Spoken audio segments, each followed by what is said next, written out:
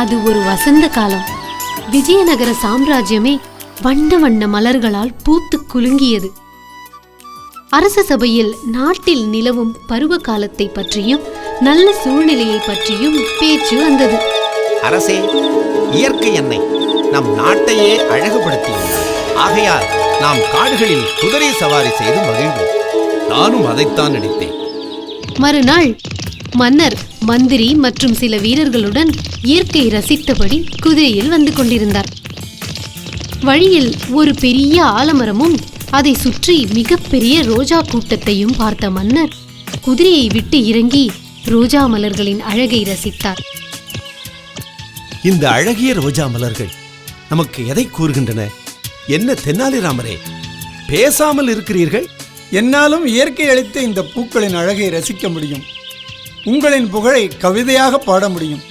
ஆனால் அழகிய இந்த ரோஜாக்களின் இடையே முட்களும் உள்ளன. அதை கவனித்தீர்களா? தென்னாலி, தாங்கள் என்ன சொல்ல வருகிறீர்கள்?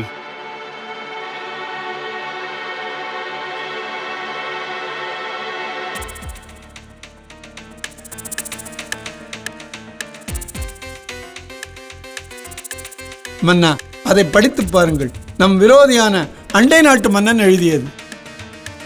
மந்திரி அவர்களுக்கு கிருஷ்ணதேவராயரை அடிக்கடி ரோஜா கூட்டத்தை காண கூட்டி வாருங்கள். அந்த நேரத்தில் நகரத்திற்குள் கொள்ளையடிக்க வசதியாக இருக்கும். இதை செய்தால் உங்களுக்கு கொள்ளையடிப்பதில் பாதி பங்கு அளிக்கப்படும். இப்படிக்கு மன்னன் மார்த்தாண்டன். மன்னித்து விடுங்கள் மன்னா, நீர் செய்தது ராஜ துரோகம். அமைச்சரை கைது செய்து சிறையில் அடையுங்கள். தென்னாலிராமரே, எனக்கு உண்மையை புரிய வைத்தீர்கள். மன்னருடன் இருப்பவர்களுக்கு மற்ற எல்லாவற்றையும் விட நாட்டின் பாதுகாப்புத்தான் முக்கியம் என்று உணர வைத்தீர்கள்.